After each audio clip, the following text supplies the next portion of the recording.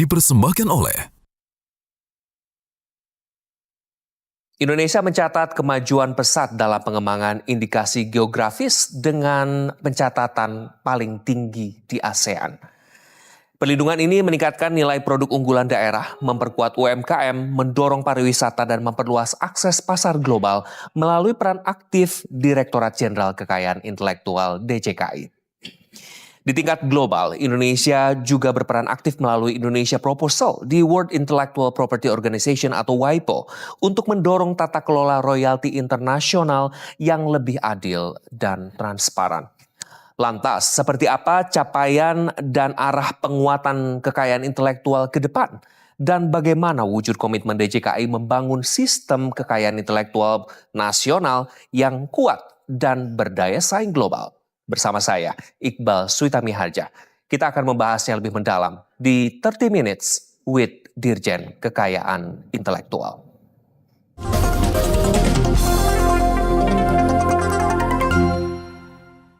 dipersembahkan oleh Dan pemirsa, sudah hadir di studio Bapak Herman Syah Siregar selaku Dirjen Kekayaan Intelektual. Apa kabar Pak Herman? Kabar baik, Iqbal. Apakah kabarnya sebaik kekayaan intelektual di Indonesia nih, di kawasan ASEAN? Bisa Anda jelaskan sih Pak, bagaimana posisi kekayaan intelektual Indonesia ini, terutama di regional? Oh, di regional khususnya ASEAN, ya kita berkembang terus ya. Merek kita termasuk yang terbanyak se-ASEAN. Wow. Ya, kemudian yang terbaru indikasi geografis. Mungkin banyak yang belum tahu indikasi geografis. Indikasi geografis adalah produk yang menunjukkan identitas asal yang memang punya karakteristik kualitas yang berbeda, dan sekarang pada tahun ini kita yang terbanyak se-ASEAN dibanding negara-negara lain. Ya. Nah, paten juga kita sudah semakin banyak, ya kan? Banyak inventor-inventor kita. Nah, inilah kita mau mendorong agar tidak hanya sekedar banyak mendaftar, kita bekerjasama dengan berbagai stakeholder untuk melakukan komersialisasi agar masyarakat yang punya kekayaan intelektual sebagai penerima manfaat semakin naik nih skala ekonomi. Oke, berarti ini dengan menunjukkan banyaknya atau terbanyak di ASEAN ini sebetulnya potensinya juga besar ya untuk memunculkan atau meningkatkan perekonomian di bidang ini Pak. Iya, cukup besar. Contoh indikasi geografis. Ya, Indonesia dikenal sebagai negara mega biodiversity, punya keanekaragaman hayati yang terbesar di dunia setelah Brazil. Itu data dari WIPO. Nah, tentu setiap daerah, setiap kecamatan, kabupaten itu sebenarnya punya potensi indikasi geografis. Ini kita harus gali warisan budaya dan produk unggulan daerah karena dia punya karakteristik, kualitas, dan reputasi yang berbeda dengan bahkan di negara lain unik. Hanya ada indikasi geografis yang ada di Indonesia seperti itu. Nah, ini kita harus dorong sehingga nanti ekonomi lokal tumbuh, ya kan? Kemudian secara nasional nanti secara average juga akan bisa semakin meningkatkan perekonomian nasional. Oke, Pak Herman, jika berbicara tentang si indikasi geografis Indonesia sendiri kan termasuk tadi Bapak sudah mention indikasi geografis terbaru serta dampaknya bagi ekonomi daerah dan daya saing produk nasional nih. Seberapa signifikan jika memang ini ditanggapi jauh lebih serius lagi begitu Pak Herman? Nah, tentu namanya kekayaan intelektual. Kita mendorong agar kita shifting dari ekonomi ekstraktif menuju ekonomi kreatif. Oke. Ya kan, sumber daya alam tentu suatu saat akan berkurang bahkan habis. Maka kekayaan intelektual lah. Apakah itu merek, hak cipta, kemudian indikasi geografis, paten segala macam, ini kita harus dorong. Ketika ini didaftar di Direktorat Jenderal Kekayaan Intelektual, dia terproteksi.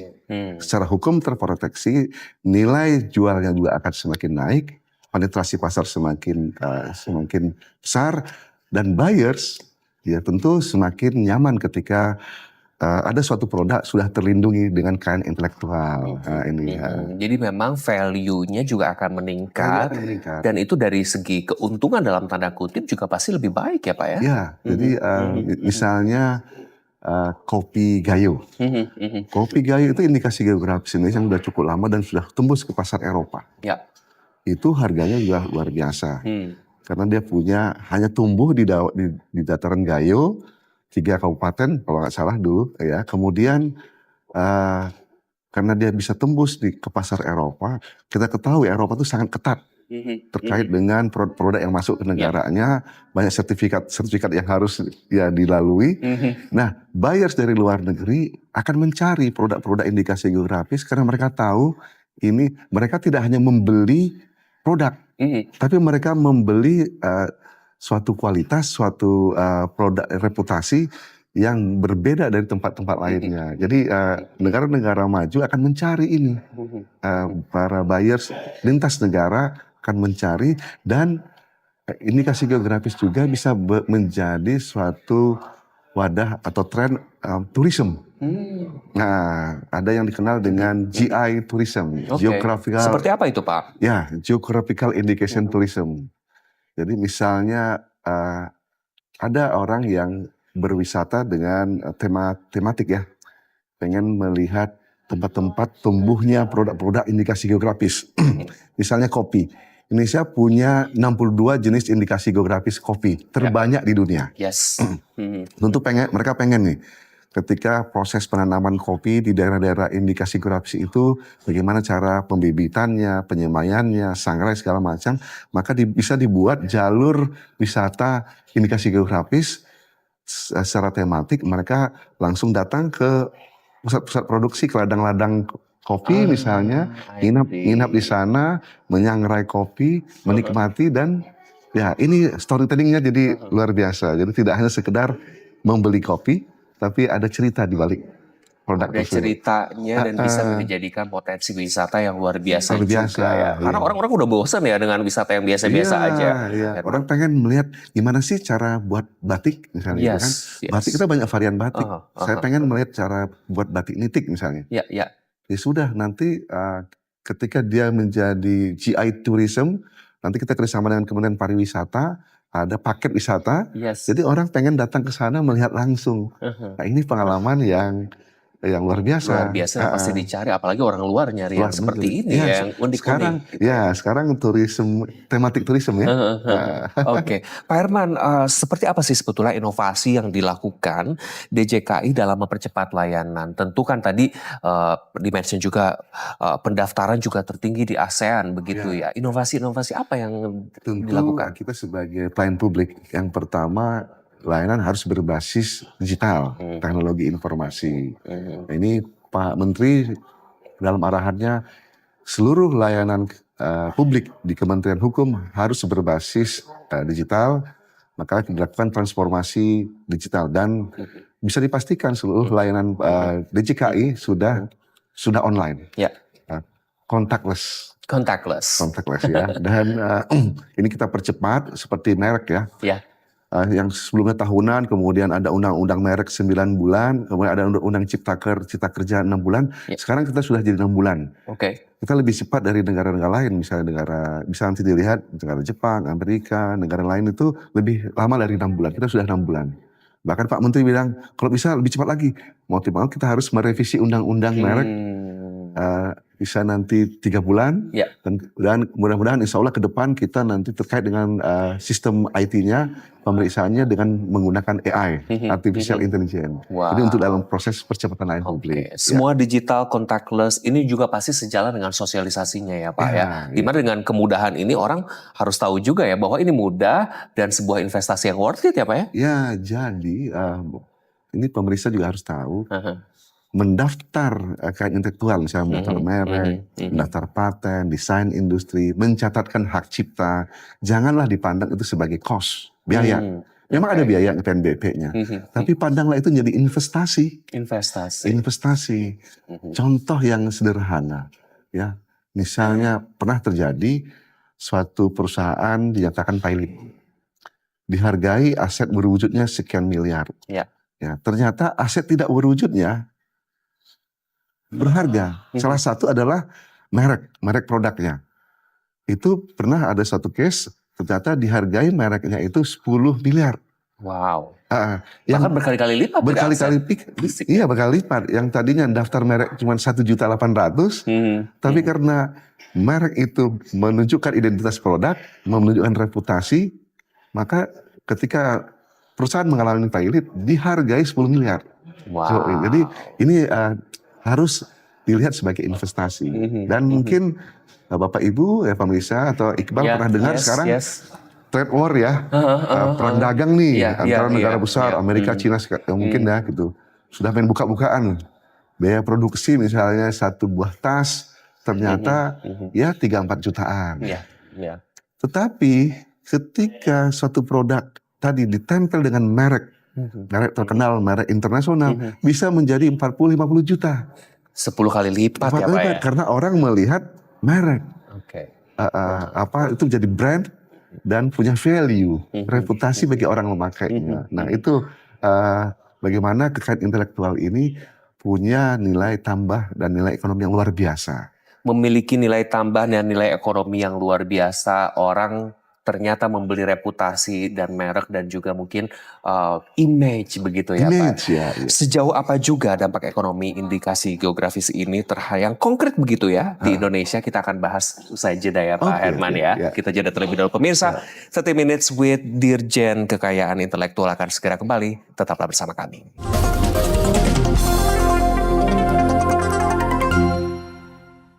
Dipersembahkan oleh Akhirnya Om berhasil menciptakan Sinar Seafood Donut. Siapa yang mau makan donat topping ikan teri Om? Alah, ikan mentah aja ada yang makan. Ya udah segera daftarin merek Sinar Om. Kalau udah viral aja lah. Lihat gawat, Om dapat somasi. Gak boleh pakai nama merek Sinar. Udah daftarin merek belum? Belum. Kan udah dikasih tahu dari awal. Ya maaf. Di Indonesia, orang yang daftar merek duluan akan mendapatkan merek tersebut. Oh gitu. Jangan tunggu tenar, segera daftarkan merekmu di merek.tgip.go.id. Oh gitu. Bentar, kamu siapa? Kok ada di kamarku? Postingan video ini untuk edukasi. Oh gitu. Itu karyaku. Sekarang ini punya.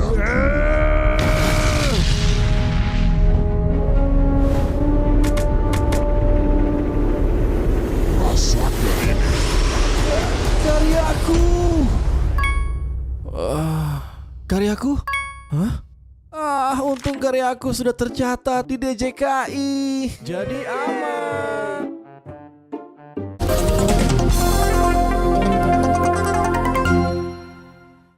dipersembahkan oleh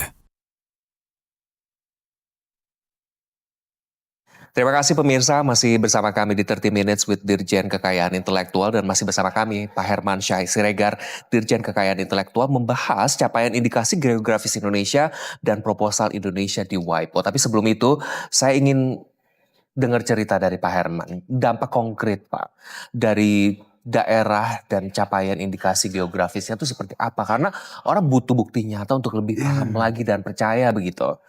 Jadi untuk secara global dulu ya. Ya. Uni Eropa pernah melakukan penelitian ketika produk terdaftar sebagai indikasi geografis maka nilai ekonominya bertambah 2,23 kali lipat.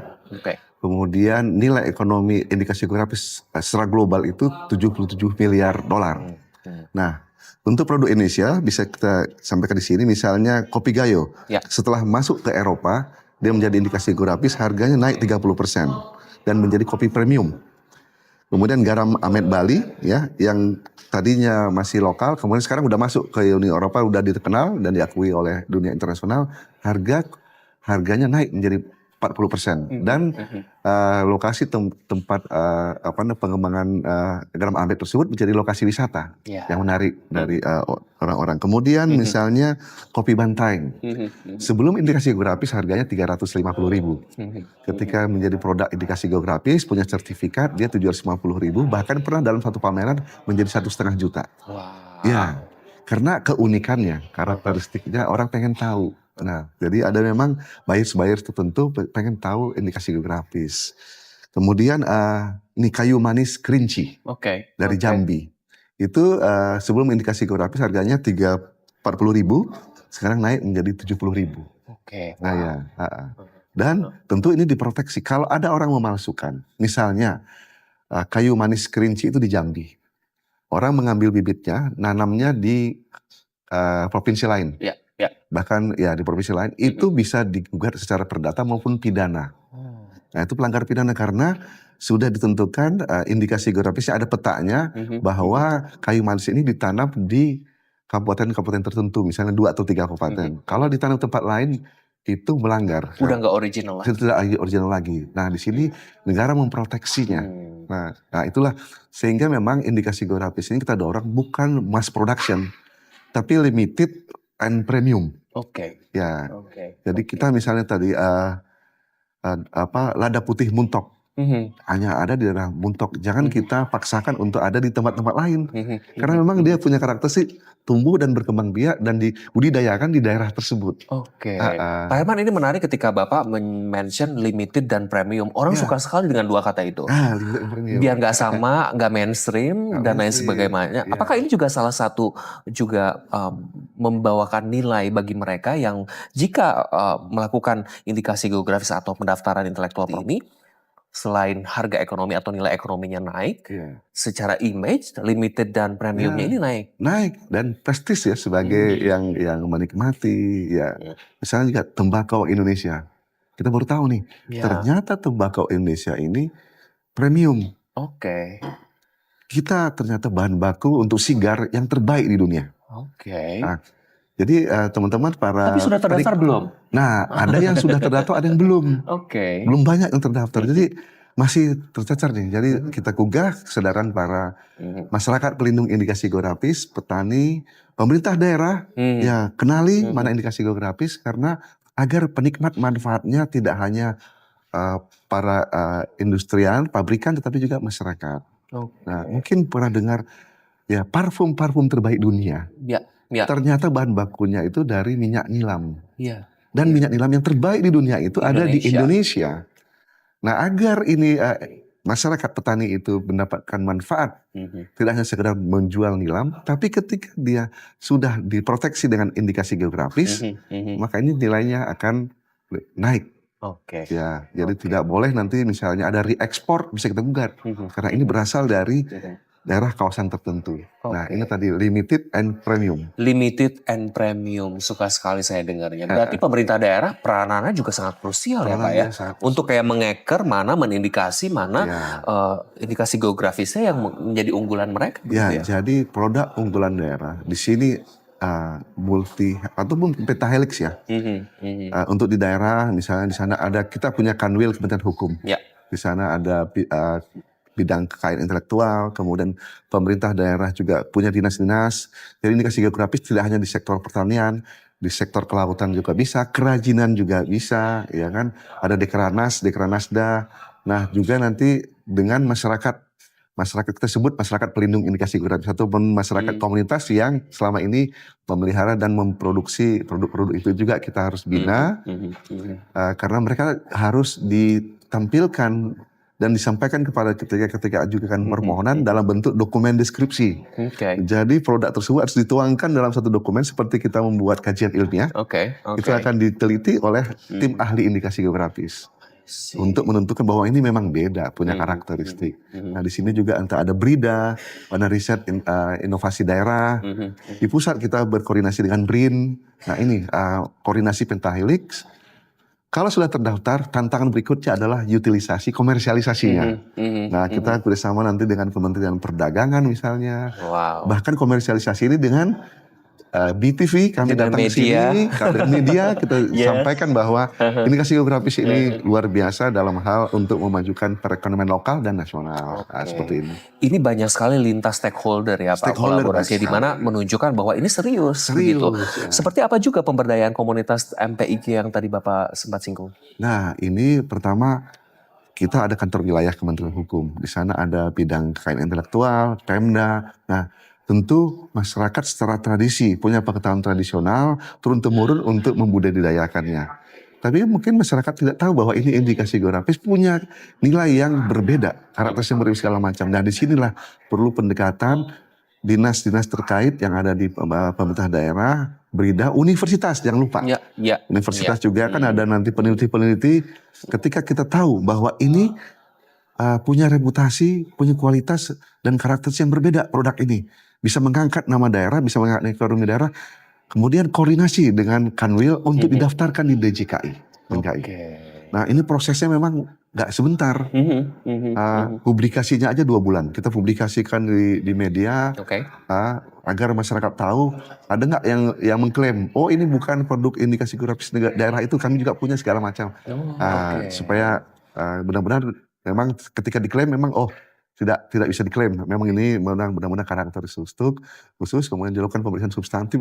Tim ahli indikasi geografis kita macam-macam. Ada profesor di sana, ya ada ya ahli-ahli dari kampus, dari BP POM, dari Kementerian Perdagangan, Pertanian semuanya, yang udah pakar untuk melihat misalnya kalau dari sektor pertanian, Ya. kalau dinyatakan misalnya ada suatu mangga ini indikasi geografis karena dia manis, Ya. maka diuji kadar glukosanya misalnya gitu. Sampai sedetail Sampai itu sedetail ya Pak itu, ya. ya karena kita harus bertanggungjawabkan ke dunia internasional, ini memang unik. Banyak karakter. Identik daerah tersebut. Ini Ya. juga sebetulnya menunjukkan bahwa selain tadi saya mention tentang keseriusan, karena dampak jangka panjangnya Ya. tidak ada klaim-mengklaim lagi dari daerah lain atau negara lain ya Pak ya? Kalau mengklaim, karena kita sudah daftarkan, diproteksi, ada undang-undang merek dan indikasi geografis, bisa dituntut secara perdata dan pidana.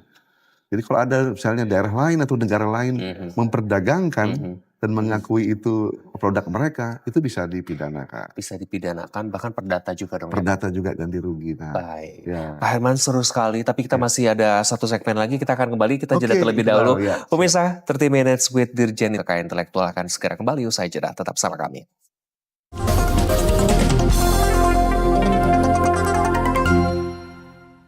Dipersembahkan oleh Kalau nama bisnis samaan, bisa-bisa jadi rebutan. Nah, yang benar dari awal udah daftarin mereknya. Merek itu melindungi identitas bisnismu. Jangan nunggu ribut dulu baru daftar. Kini daftar merek itu gampang. Online aja di merek.dgip.go.id. Sekarang proses pemeriksaannya juga semakin cepat. Bisnis kamu masih kecil, tetap harus amanin mereknya loh. Ingat ya, merek aman, bisnis nyaman. Abah mau kemana, Bah? Ini cuti, mau ngurus hak cipta karakter kita. Kata teman Abah penting. Sepele, nanti aja, Bah, urusin begituan mah. Mending ikut aku main monopoli sama Bang Nopal. Abah kan Nob. Ide bagus. Abah, tolong! Kenapa lagi ini boneka undur-undur? Bah di luar. Buset, siapa kalian? Aku Abah Endol dan kedua anakku Nopul dan Kater. Gila ya pada? Ngapain niru-niru kita? Plagiat? Siapa yang plagiat? Kalian kan belum tercatat hak ciptanya. Jadi kita sah-sah aja bikinnya sama. Oh, yang lain juga begitu. Makanya catatkan hak cipta di hakcipta.dgip.go.id biar ada bukti kepemilikan karya yang sah jika terjadi sengketa, plagiasi, dan pelanggaran lainnya kayak gini nih. Tuh, dengerin cuti. Hak cipta itu penting. Aku di sini, Bah.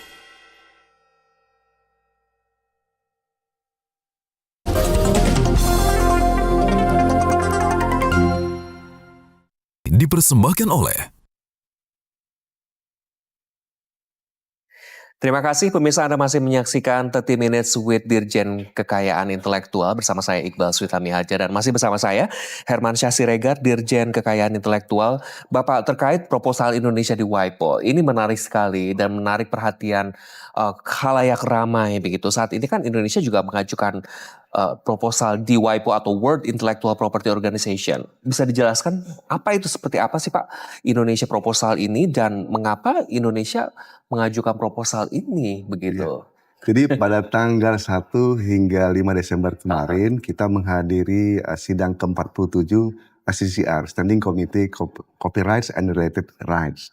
Di sana Indonesia mengajukan Indonesian proposal terkait dengan legally binding instrument terkait dengan platform digital. Jadi royalti di bidang digital khususnya musik. Oke. Jadi kita mendapatkan masukan nih dari para artis kita, seniman kita, bahwa ternyata ada ketidakadilan terkait dengan tata kelola musik digital. Mereka mendapatkan royalti yang ternyata tidak berimbang, tidak sama dengan teman sesama artis dari negara lain. Jadi misalnya mereka punya live streaming 5 juta live streaming. Kemudian iseng nanya kepada sesama artis di luar negeri, negara berbeda yang jumlahnya sama, tapi mendapatkan royalti yang berbeda. Pasti jauh lebih besar dong ya Pak di luar sana. Ya di sana lebih besar. Ternyata ya platform digital ya memberikan royalti, mereka mendapatkan remunerasi yang berbeda. Nah ini menjadi perhatian kita. Kita ingin membawa permasalahan ini dalam tingkat global, mengusung ide Indonesia ke WIPO, World Intellectual Property Organization, agar ada ketentuan umum terkait dengan royalti di bidang di bidang digital khususnya musik. Jadi WIPO kita ingin punya peran mengatur tata kelola musik digital agar seluruh insan musik, baik kreator, pencipta lagu, label segala macam mendapatkan kemanfaatan yang sama dan setara. Nah, di situ. Disitulah ya awal mula pemikirannya, Ya, masukan-masukan dan lain sebagainya. Ya, ini ide ini dari Bapak Menteri kita, Bapak Supratman Andi Aktas. Ketika beliau melihat ini, ya kita harus berjuang. Kita harus sampaikan ke dunia melalui WIPO, Indonesia punya stand yang seperti ini. Dan ketika kita menyampaikan general statement, alhamdulillah luar biasa dukungannya dari berbagai macam negara, seperti dari negara Amerika Latin, GRULAC, mereka setuju support, negara Afrika, Asia Pasifik, mendukung. Nah, Sentral Eropa dan negara-negara Baltik mendukung, mensupport Indonesia agar ada tata kelola terkait dengan royalti yang lebih berkeadilan. Nah, peran WIPO kita harapkan di sini mengatur instrumen regulasi yang berlaku secara internasional dan juga nanti bagaimana penarikan royalti lintas negara ini pun harus diatur sedemikian rupa. Jadi seragam ya Pak ya? Seragam dan mendapatkan nilai ekonomi para kreator kita, para pencipta lagu kita, para komposer kita semua sama ya. Kita ketahui bahwa luar biasa di ranah digital bagaimana lagu-lagu Indonesia itu yang mendapatkan views lebih dari 100 juta kan banyak ya. Banyak banget Pak. Yes. Tapi coba nanti kita bandingkan antara 100 juta views oleh lagu-lagu Indonesia dengan 100 juta mungkin di belahan dunia lain tuh punya royalti remunerasi yang berbeda. Ini ada ketidakadilan yang harus kita perjuangkan. Oh, Pak, seperti apa arah kebijakan kekayaan intelektual Indonesia ke depan kalau begitu? Ya, tadi dari awal saya mengatakan kalau kita mau menjadi negara maju, kita ya tidak semata-mata harus shifting nih dari ekonomi ekstraktif menjadi ekonomi kreatif. Ya, jadi kita dorong para kreator kita, daftarkanlah kreasi Anda ke JKI. Apakah itu merek, apakah itu indikasi grafis, apakah itu paten, desain industri, hak cipta, itu daftarkan di kita agar yang pertama, langkah pertama adalah agar diproteksi oleh negara. Dan ketika diproteksi, maka langkah selanjutnya akan terjadi komersialisasi. Komersialisasi bisa secara alami dan juga bisa secara dorongan dari semua stakeholder. Ketika sudah terproteksi pasti akan naik. Pasti akan naik. Ya, kita ketahui misalnya minuman ini ya. Ketika dia tidak di label, ini mungkin harganya berapa? Ya, bahkan orang ragu untuk minumnya. Tapi ketika ada label ditaruh merek dan merek itu terkenal, yang tadinya mungkin tadi tidak berharga, tidak bernilai, bisa menjadi lebih mahal lagi, 5.000, 10.000, bahkan ketika dia menjadi global brand, harganya naik ya. Naik begitu ya, dengan kepercayaan bahwa ini adalah air yang sangat bisa melepaskan dahaga dan keuntungan-keuntungan lainnya begitu ya. Misalnya seorang pencipta lagu, ketika lagunya dicatatkan hak cipta, diproteksi, bahkan ketika dia meninggal, dia akan mendapatkan royalti terus seumur hidup dan 70 tahun setelah meninggal.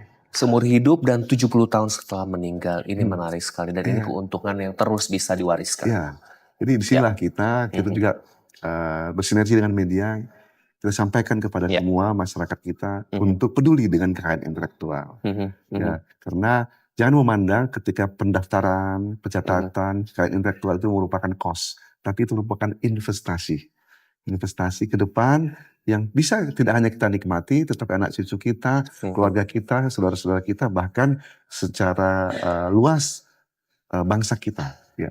Baik, senang sekali berbincang dengan Pak Herman, membuka wawasan saya dan juga wawasan publik. Terima kasih Bapak, semoga proses di WIPO dan bagaimana usulan ini menjadi kebanggaan kita bersama dalam waktu dekat ya Pak, meskipun prosesnya agak panjang. Kita butuh dukungan dari media ya untuk memberikan, membentuk public opinion bahwa Indonesia sedang berjuang, mari kita sama-sama mendukung tata kelola platform digital khususnya di bidang musik secara adil. Baik. Dan pemirsa, itu tadi perbincangan kami di 30 Minutes with Dirjen Kekayaan Intelektual bersama Bapak Herman Syah Siregar, Dirjen Kekayaan Intelektual. Saya Iqbal Switami Harja beserta seluruh kru yang bertugas mengucapkan terima kasih atas kebersamaan Anda. Sampai jumpa.